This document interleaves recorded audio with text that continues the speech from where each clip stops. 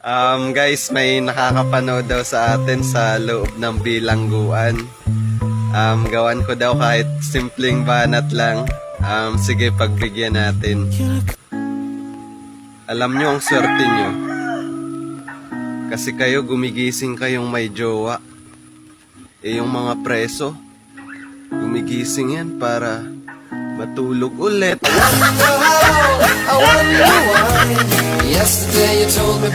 Magmahal ka ng preso. Magala nga, di magawa. Mambabae pa kaya. Ayun, maraming salamat. Sana pakabait kayo.